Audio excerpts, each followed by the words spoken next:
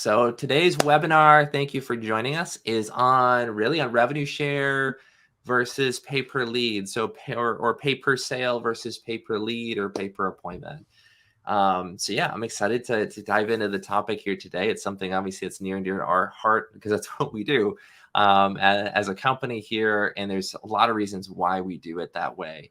And we'll get into those in a minute. But I'm have the pleasure of being joined by Mardie here. Mardie is our director of our contractor network as a whole. She manages 260 some contractors platform at the moment, and she's got a team of two, Hannah and Megan, that are also account managers. She's done amazing to be able to train them in here to be able to support our contractors and our team. Yeah, happy to be along for the ride. It's been fun, and I see some familiar names. Can't really see faces, but I see some familiar names, which is great to see. And it's really been an honor to work with so many people, so many great people. And so, yeah, I'm excited to be here. Yeah, absolutely. And then Michaella has been with us for only about 3 weeks. So when I told her that we're going to be on a webinar, and she's going to join me on the webinar. So she's actually heading up our sales effort. So excited to have them on the team here. Again, make sure you're asking questions. We've got a couple that are kind of come in here. But without further ado, I'm just going to dive into some of the talking things we really want to go through, the outline for today. So I'll lead us off by just sharing learning really the benefits and drawbacks of. So first, I'll kind of describe to you what pay per sale is in revenue share lead generation is in a nutshell. Is we are, as a lead generator, we are taking on really the risk of all the lead generation. We're generating the media, generating the leads on your behalf, and then our contractors only pay when that lead actually turns into a net sale. So post contract rescission period, post financing approval, if that lead backed out, any time in the cancellation prior to install, we're in it with you. It's really a partnership. It's, I can tell you when I first, it took me 6 months to formally propose this to our team of going yeah, we pay per lead right now. We get paid for every lead we send over to a company per appointment. And we're going to switch over we're just going to hand those over to our customers for free. And then as soon as they sell it, then we're going to hope that they pay us. So there was a risk that we kind of jumped out here and did. And to be honest, it wasn't all like an easy transition here overall. And it's come with its own drawbacks as well for us. But ultimately, what the goal of pay per sale and revenue share has really done for us, and why we are all in on pay per sale. I continue to reiterate that since 2020 when we first started, is that what it does is it creates partnerships that at the end of the day, we're all trying to get to the same end result. We're trying to serve the homeowner at the end of the day, help homeowners hire good contractors on the period. And if we can provide a customer to a contractor who can help them, then it's just about kind of finding the best way to connect the dots there. How we get paid and all that kind of stuff is kind of secondary to that customer's journey. And the better we can have that customer journey, the more everybody wins in that process. So marketing is not about just getting all the payments along the way or the commissions along the way. It's about how we actually serve people at the end of the day.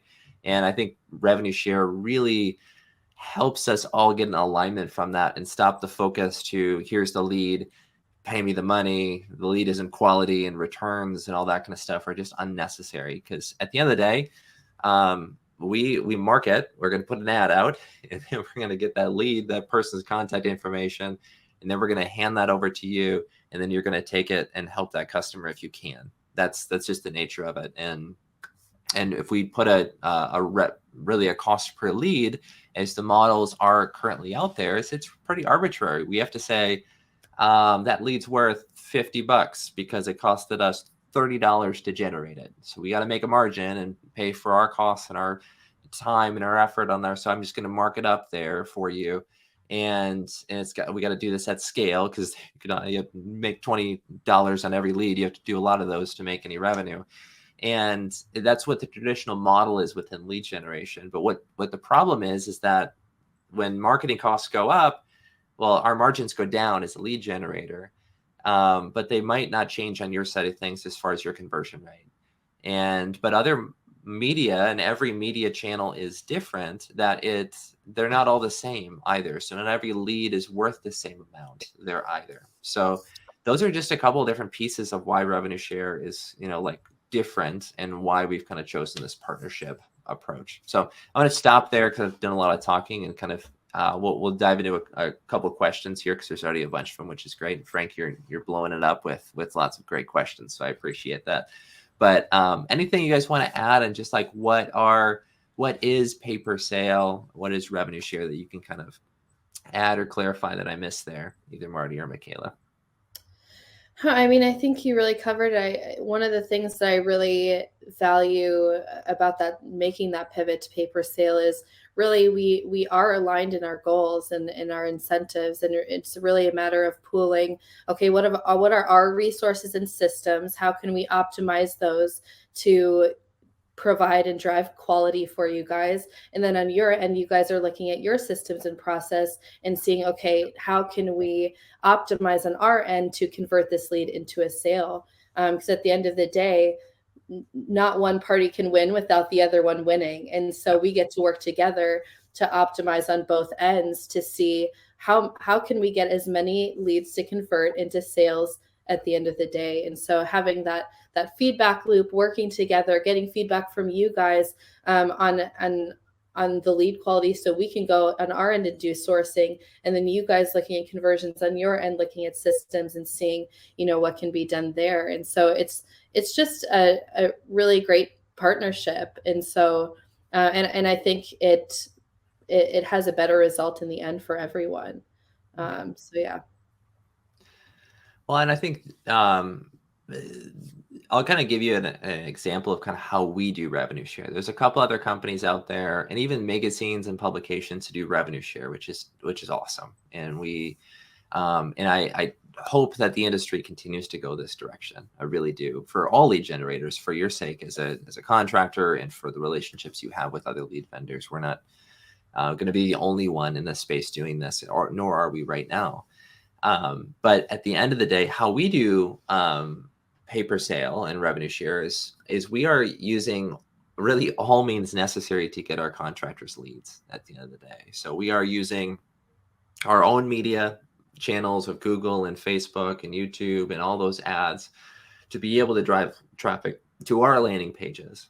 We're also using, we got 250 different publisher relationships that we're trying to work with as well. Like, we even work with sites like Bob Vila and Forbes and This Whole House, and they have forms on their website for home improvement projects or windows or siding.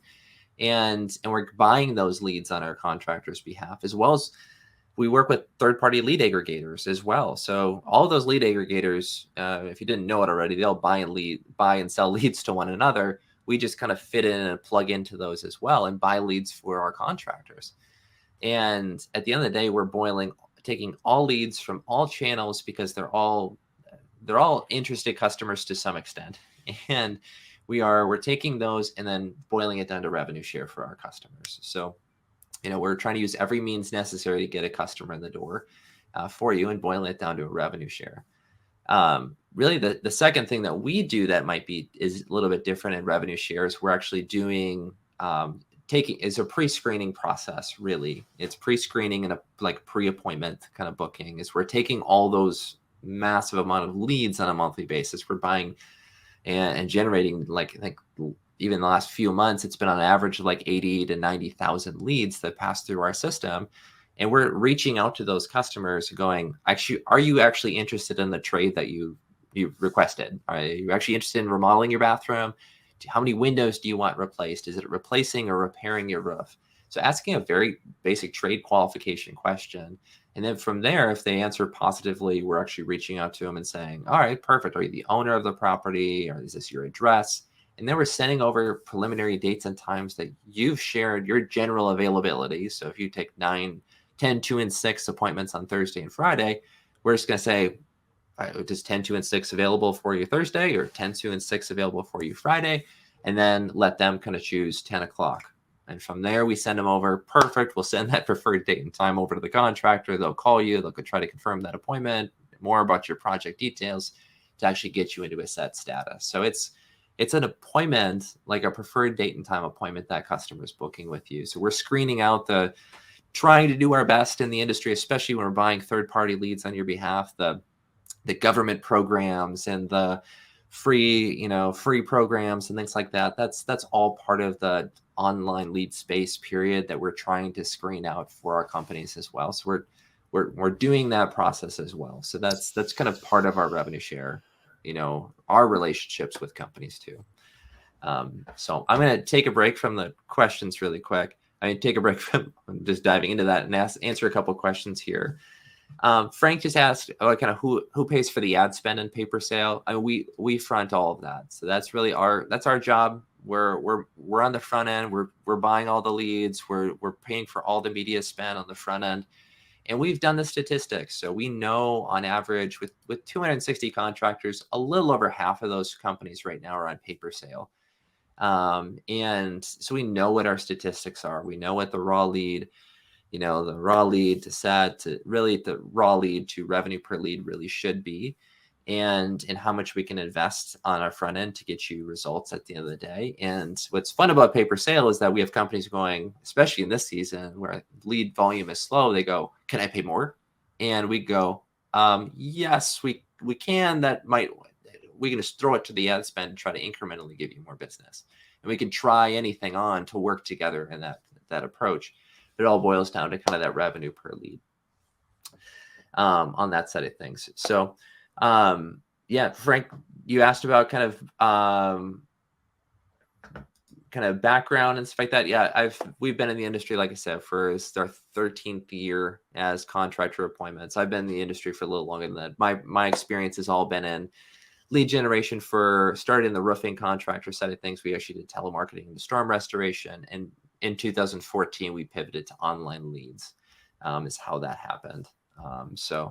I'll let you handle this one, Mardie, here. What's been our retention rate of companies who have used our services since we've started with paper sale? Oh, our retention rate? It's gone way up. I don't know if I have the exact percentage in front of me. Showing you on this one. There's really only been maybe a handful of people who we have offboarded that have been on paper sale with us. It's really low. Significantly lower than any other model we've ever had. I would say above 75% is like a ballpark. But I don't have an actual percentage on that, but it's significantly higher than what we've ever seen before. Yeah. It is. The biggest thing at the end of the day, revenue share, just to dive into that a little bit, is like revenue share isn't for everybody. But honestly, what we've learned in this process too is that online leads aren't for everybody. Not every company is at a spot in their business where online leads are really going to work. And this is really, online leads they're going to vary so much significantly in the quality of the lead. Quality is subjective, right? I can say these shelves behind me are really, really quality. But honestly, if you get really close, you'll actually feel that they're actually just like a fiberboard with paper. It's not real wood. So it's like, there's different, subjective nature that it does hold up. It holds books, it's quality. But that at the end of the day, the lead quality is different, and smaller businesses in particular they compete on price. So they actually win more business because they're not having the marketing costs that we charge. And if they added our marketing costs on top of their current price, now they have to compete with the bigger companies in the space, and they have less value share. So it doesn't work for everybody for that extent. And that's why we're Michaella and I, as we've kind of walked through this process, we're trying always to do a really good job screening companies on the front end to make sure that we're actually signing up companies who are going to be successful, because it is no risk to them. At the end of the day, it's a risk to us if we sign somebody up who isn't a good fit. So we just front all the marketing cost, and the leads went to you. And at the end of the day, if it doesn't work, we're left, the only ones out of at that point. So that's kind of how it works. As Steven asked here, what's a reasonable percentage of revenue share to pay? So that's really the next question we'll get into here. Is that, again, we're an open book here. You can schedule a call anytime, but our percentages of revenue share on our side of things, revenue share companies are all over the board. I mean, we've seen there's couple other lead generators for like 10%. Yep, 10%. Just, they'll, and that's what it is. And publications, some publications, some big ones in the space do like a 10%, but they also require you to put some money and pay for other marketing means as well. And they're like 10%, 12%. For us in online leads, it really is by category. So roofing, siding, for instance, is at 12%. Windows and baths are at 15% is what everything starts at. So that's where we start every company at. Everything's based off of revenue per lead. We have a few companies that are less than that, a couple points less than that in each of those trades, but they've negotiated it down based on their revenue per lead. So that's revenue per lead is all what you paid us in sales fees divided by how many leads that we sent over to you. And if it makes sense and you're just absolutely killing it, then we can negotiate that. So Mardie, we've had many conversations with companies over the years because they're doing just fantastic at knocking it out of the park. But others, it's like, 15% is where we've stayed, and they're a huge account with us, and they're actually asking us to pay more because they want more volume. It does depend on where you're at kind of in your business cycle. So we don't want by charging you less because we just take that around and that's how much money we can go generate leads for you at the end of the day.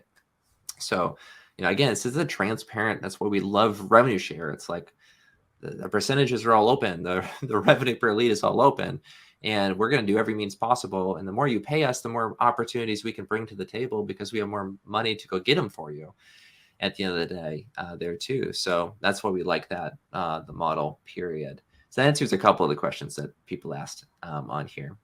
So it isn't flat for all sales. It is per product because windows on average and baths are just they're competitive spaces. We get the most volume in windows and in bath, and the average ticket on that side of things is traditionally lower than roofing. So obviously the average ticket plays into that, as well as closing percentages, competitive, just competition in the industry on that side.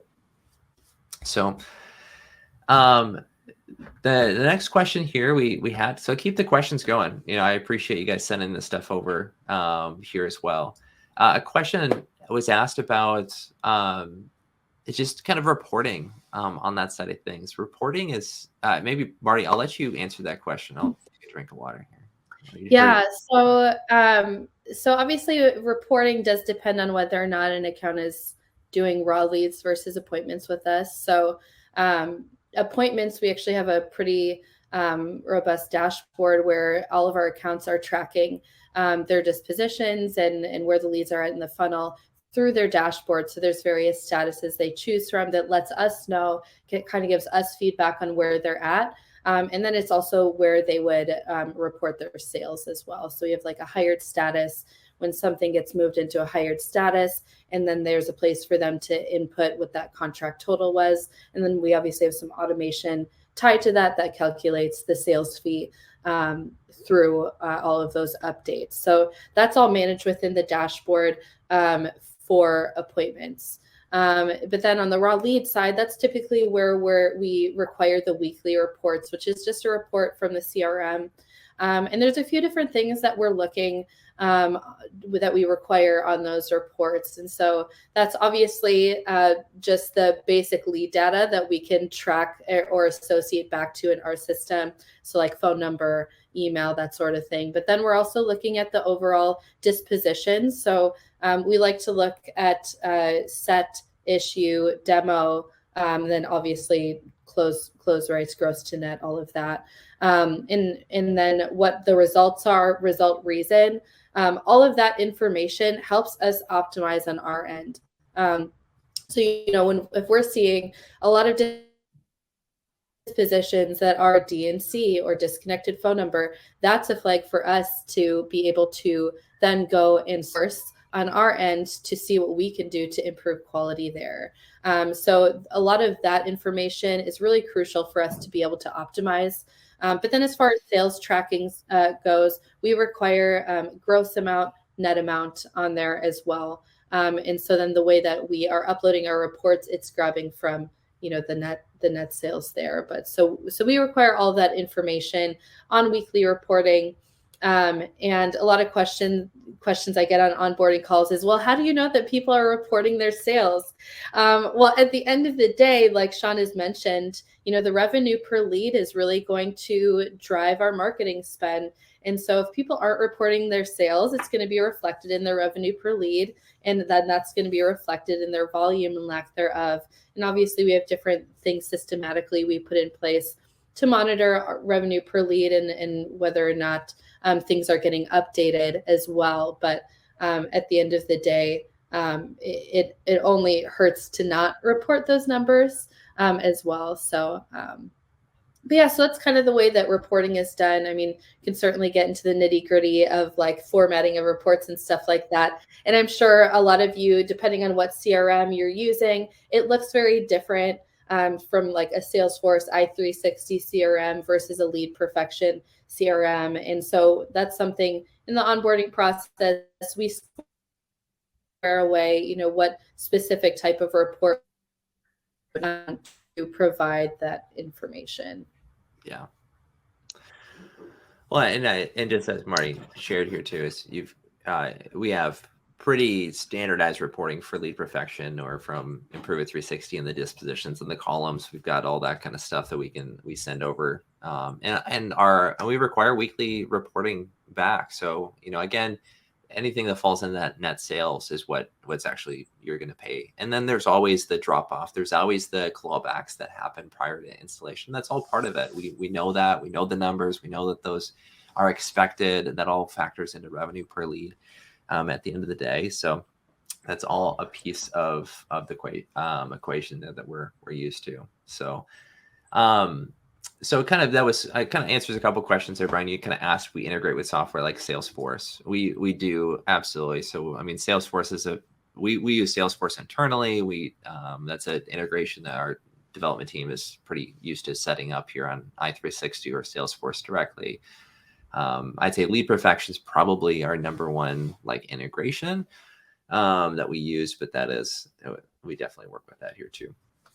So Frank, you asked about kind of all companies have different closing rates. How can you charge every company the same amount per sale? So what's unique about pay per sale is at the end of the day, everybody does have different closing rates. And we work with really large brands in the industry, and they charge a lot per window. For instance, they close and they can close less, or they charge $40,000 for a bath remodel. And we have others that are charging, they're a BCI dealer and they're only charging 16 or 18. So that also changes their revenue per lead, but it also often changes the number of leads that they sell, their closing rates. So, those are all factored in at the end of the day to that revenue per lead. It's really the sales fees, again, divided by how many appointments we send to you. And so if you're absolutely knocking it out of the park, which we find that most, it just depends on the type of company it is and all that kind of stuff. But you can knock it out of the park and you can negotiate that down. Just full disclosure, like windows, bath, we have nobody paying less than 13%. Roofing, siding, nobody pays less than 10%. So just want to put that out there that just is the reality of online leads in which you should be expecting to pay.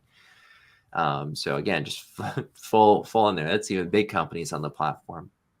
So, but that's kind of how that closing rate is in there. Not everyone's going to win that deal on that. It also ties into how many times we distributed leads. So we are from very similar. So in the way that we present to a homeowner, your dates and times that you're available, we're also offering up to 3 companies that they can book an appointment with. So a maximum of 3 companies will present to them as options. It's the homeowner's choice whether they want to book 1, 2, or 3 estimates on their project.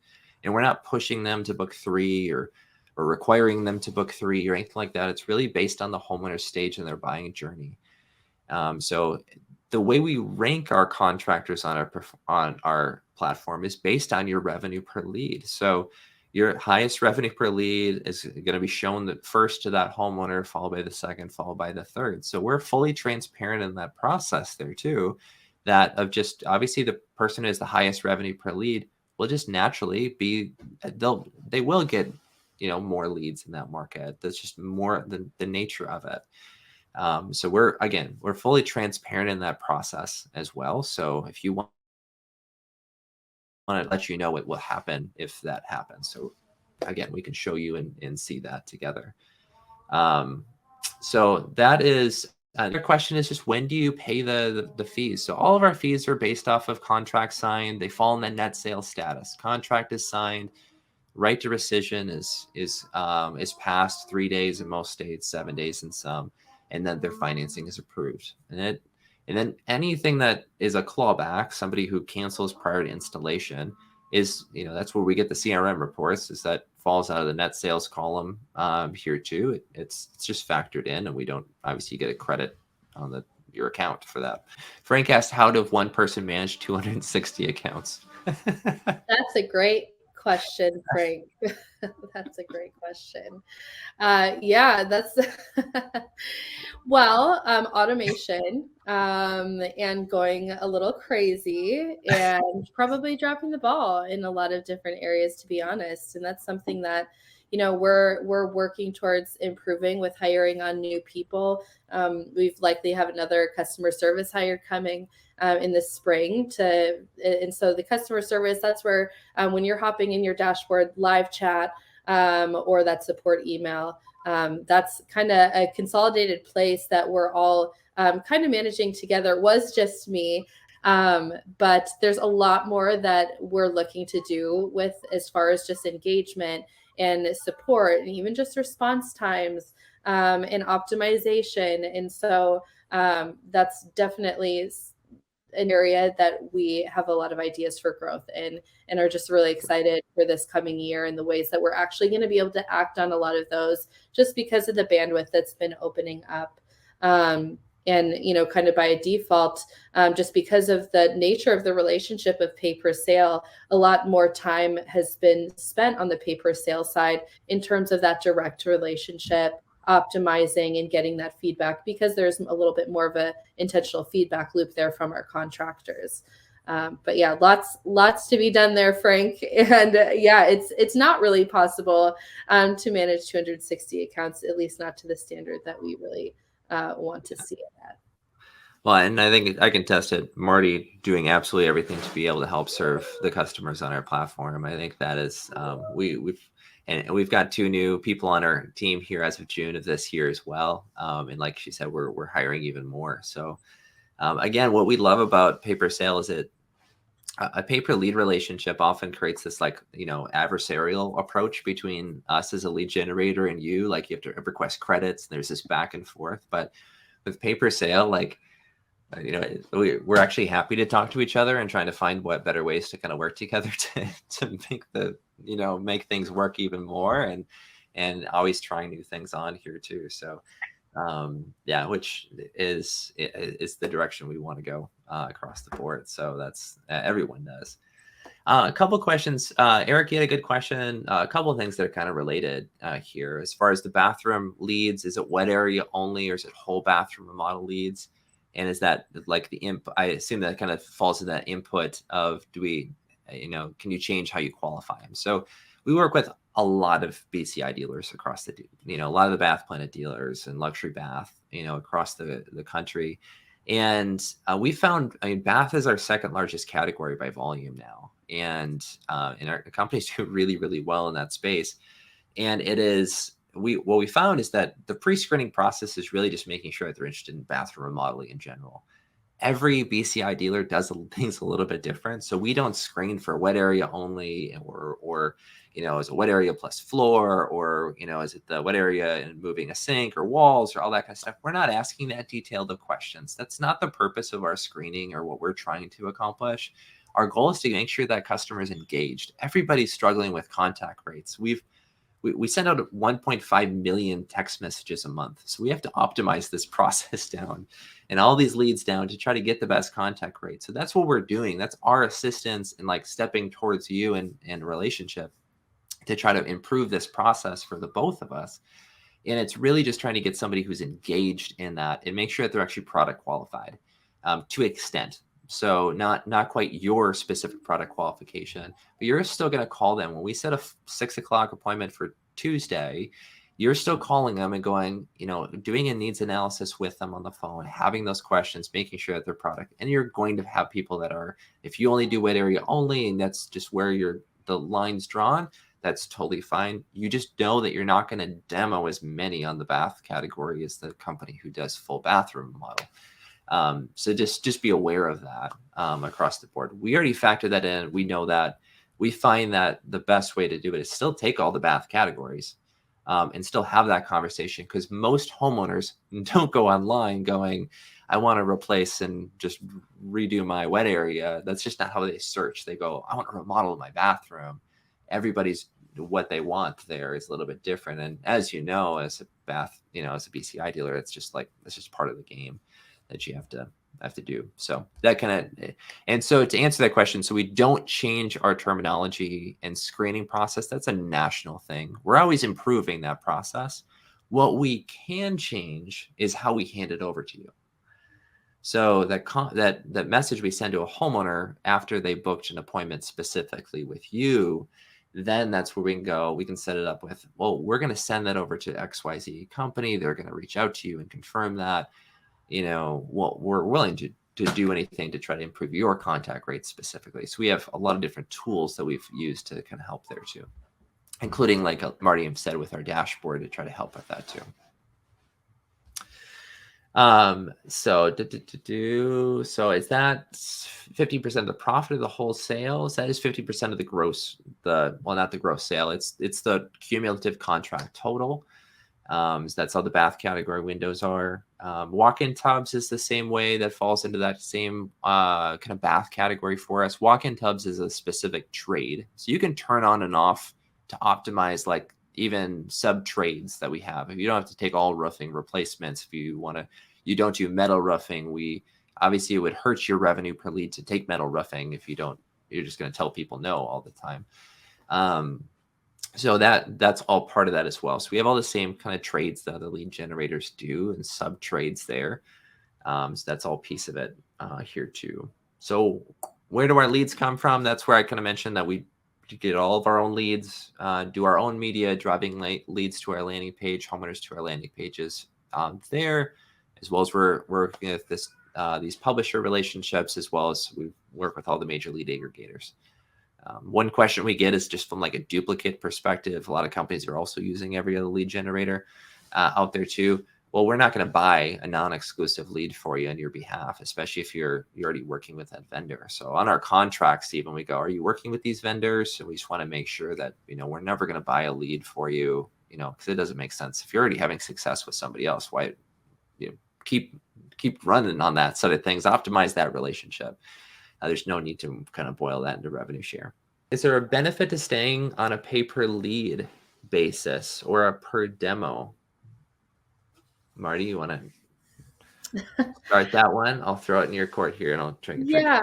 I mean, I think it really depends on what your goals are and where you're at as a company. So like Sean said, it really, everything for us boils down to the revenue per lead. On a pay per lead, the objective that can achieve in most cases is if you're in growth mode, you're looking to optimize on volume and you want as much volume as possible. Well, a pay per lead is going to give you more of a fixed revenue per lead, and it's going to be on the higher end revenue per lead as well. So that obviously, the higher revenue per lead you have, the more we're able to go and put back into marketing spend. So we do have more to work with to drive up volume for you guys. However, that's also going to come with a fluctuating marketing cost for you. So you kind of have to weigh what the priority is there, especially when you enter into some of these winter holiday months where the marketing cost definitely goes up and conversions tend to go down. And so with pay per sale, you have that fixed marketing cost that you can rely on no matter what season you're in. You're going to be at that marketing cost.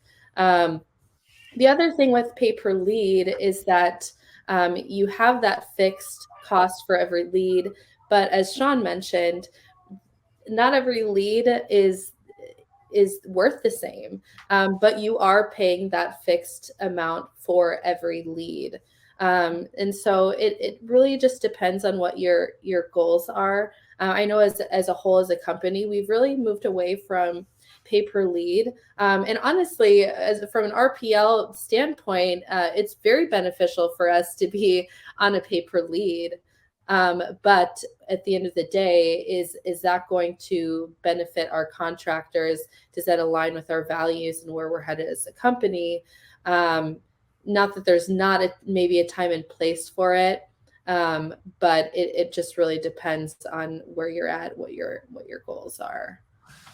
Yeah, and just to echo that here too is, and we do have some companies still on a pay per lead side of things, and they don't want to go pay per sale, and that because they're just in growth mode, and they'll justify spending 20+% marketing cost, and that's where they're at, and that's totally okay, and all that as well. So it again, you put money where the focus is on that side of things, and we optimize around those numbers as well, and for those customers on a consistent basis, and we still have some on our pay per appointment platform too. We charge, for pay per appointment, if you just want to pay per appointment, it's $250 per appointment, and smaller companies, they just can't make revenue share work because they're not looking for volume on that side of things here too. And we still have a few companies that are still on that side of things as well. So it's, that's just an appointment. That doesn't mean it's a demo through that side of things here either. So it comes down to, again, pay per sale allows us to kind of all focus in the same direction. And the big thing I will say is that our goal as a lead generator is that we're using all means possible to get you leads. And some leads are inexpensive to generate you that lead, and other we're focusing on next year really expensive ways to generate leads, like paid search and SEO, and diving into some of our higher quality sources. The volume's much lower, the cost per lead is much higher. Well, we can back that into revenue share all day long, but we can't do that on a per lead. I would have to charge you X number of dollars per lead for this media type and X number of dollars for this media type. So a generic revenue per lead or pay per lead on a cost per lead, that's where that starts to break down a little bit, is I have to kind of like, what's the average, or, and then you're like, well, these ones are good, or that one's not good anymore. So that's again, pay per sale it just allows us to kind of like, well, we're going to send you everything, and then do your very best with what we send you, and we're going to make this relationship work together. Questions. We work in the Maryland, Virginia, Delaware. We do all of your products that you do, they're windows, roofing, siding. We do showers, walk-in tubs, baths. Those are all categories that we do. So we have 7 trade categories right now that we work in: roofing, siding, windows, gutters. And we're also in solar here too, walk-in tubs. So we work in those. Our plan next year is to get into more categories. So that, with kitchen refacing, likely like HVAC, and I'm blanking on some of these categories, and floors. Thank you, Mardie. So we've got a few on the docket here that we will kind of get into, and that on the side of things. It won't likely be till kind of Q2, kind of mid to Q2 before we actually do any of those as well. But Dean, you had asked, do we do storm restoration leads? So we do not. So we actually closed down our insurance restoration, kind of hail damage lead generation side of things, focusing solely on contractor appointments and generating leads in the retail space. So average demo to set rate, that one's it's different across the board. Mardie, maybe you give some generalities, put you on the spot with numbers. Average demo set rates. Yeah. So, I mean, it depends on the trade. So typically we see that windows sets a little bit lower than maybe roofing, siding. And so typically I would say we see around 10 to 15% set rates on the window side. And I would say I would say probably closer to the 10%. And we definitely have people who are setting higher than others. And we have some above average performers. But I would say on average, and we're looking at the raw lead, obviously, Yeah, um, that's on the raw lead side. on the raw lead side, I would say between like anywhere between 8 and 12% is probably realistic. And that's windows. And then obviously roofing, we're going to see that a little bit higher than that. And then demo rate. So if we're looking, so typically we're seeing it, so that's set rate, and then we're seeing around, I would say, between a 60 to 70% issue rate, and usually around a 75%, 75% demo rate from there is pretty average. And again, just like Marty said, those numbers are different per category and how you set it. Like we have some companies who like they set everything and then they issue everything, but their demo rates are really low. Or, Right. those numbers are pretty like but there's the averages kind of across the board. Again, why we have made our main focus. We first started doing paper sale. We were like, we'll hand over these raw leads, that we're getting them from everywhere, and we're going to hand them over to our contractors and let them, they have a call center, let them call them. We just flood you with leads, and then you're struggling with contact rates, and then we're like, oh, okay, that doesn't help anybody because now your call center's overloaded and has a ton more work, and you have to hire more callers to handle this volume. And so for the last 9 months, we've kind of pivoted back to we're giving you this preset appointment. Mm-hmm. So that we're doing all that scrum and work of being able to find the people who are actually product interested and all that stuff to get somebody who says, yes, actually, I'm interested in an appointment. I'm actually interested in replacing 3 or more windows, not repairing them. We're not doing that stuff. I'm not interested in some government program. Actually, I want to sit down with somebody and meet with them for an estimate. And we're handing that over to you at that point. Seems to work better. It's just, again, we're taking that. We have a lot of automation we built on the front end for that, so that makes it it takes that heavy lifting off of your team and off of your load on that side of things from a marketing standpoint. So yeah, that's kind of, and that's obviously changes those percentages. Now you're just talking about a set, like a preset to demo rate, and those numbers are obviously higher. You're still, depending on your category, you're still going to screen out some of those like preset people into, a set and an issued rate there too. How long the sales take place to get paid? So we do weekly billing for most customers. So anything that falls in net sales status, in that report, every Friday you're being billed for things that have just been, up to that point. Again, I think from my perspective, there are definitely different situations on the, is there a benefit to go per lead or per demo, per sale there? At the end of the day, from a marketing standpoint, everything has to back out to that revenue per lead, and to make sense to use the platform, whatever you're using, whatever media channel, and to get your, like, the cost to generate it has to be lower than you pay to get, you pay for it. So if you're paying per lead or paying per demo, those can still work. There's nothing wrong with those relationships. And honestly, where I see those really, really work is if you're going and working with a lead generator, you're buying Facebook traffic from. Well, if you're buying Facebook leads from it, well, just your expectations are X, and you're going to get X, and where that's going to fall in line. And they're giving you, instead of doing your own Facebook ads, which you're going to have this variable cost of doing your own Facebook ads and always be, and you have time and attention and people effort in there. So you can go hire a company and go use Facebook, and you can all buy them for $40 a piece. You do Facebook ads and do that. That's a great way to be able to get leads on a pay per lead. That's not what we do. We're using all means possible to be able to get you leads in the door. So it's all these different channels, and each one of them costs different. So that's where, we're doing the same thing you are, and trying to back it out to a fixed marketing cost, regardless of channel, and optimizing the channels on our side. You brought up a really good point. So 15% would be really challenging for sales reps having to price a job. So honestly, paper sale, this is where paper sale does not work for everybody. Revenue share doesn't work for everybody. Is that if you're not already building in the 15% or a lot of our companies build in 15 to 20% marketing cost in because they're doing TV at 20%. They have to build this stuff into their margins already. If it's not built into your margins already, you're not going to go sell the job for 15% more, or hand your sales rep a lead and say, sell it for 15% more because we have to pay for these leads, because they were competing on price before.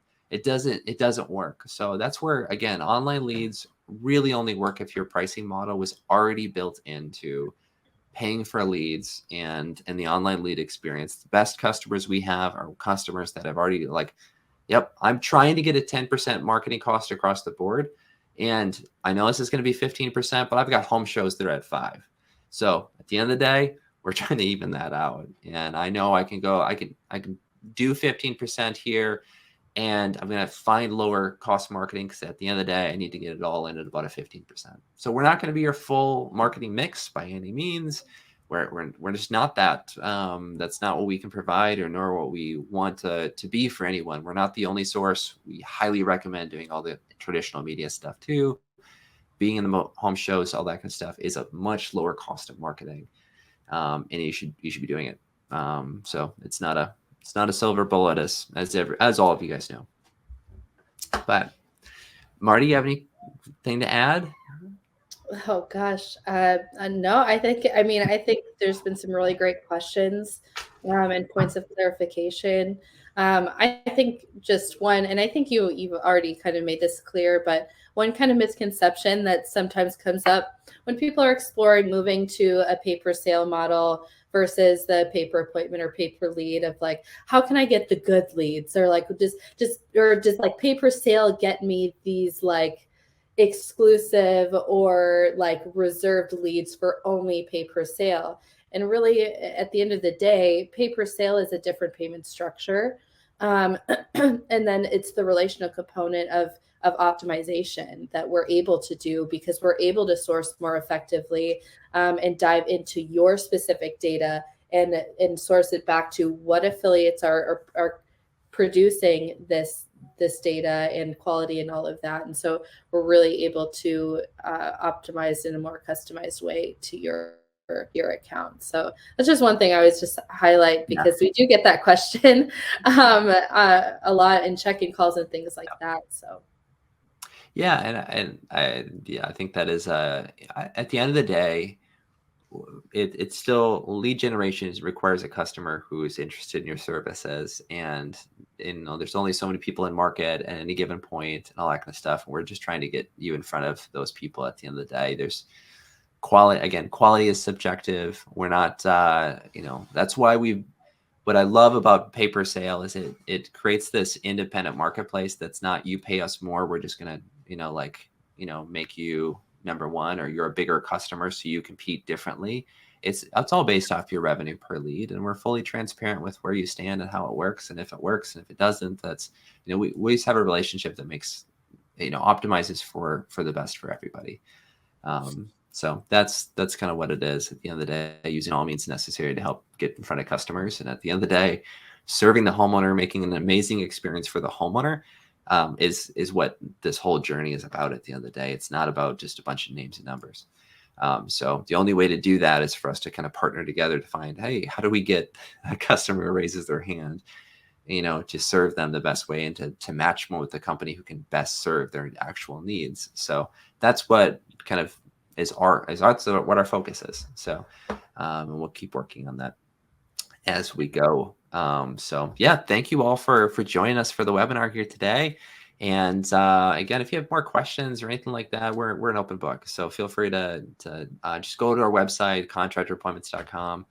You click on pros information there. You can just fill out your information, reach out that way. And we're happy to help in any way we can here. So thank you all. Have a great rest of the day.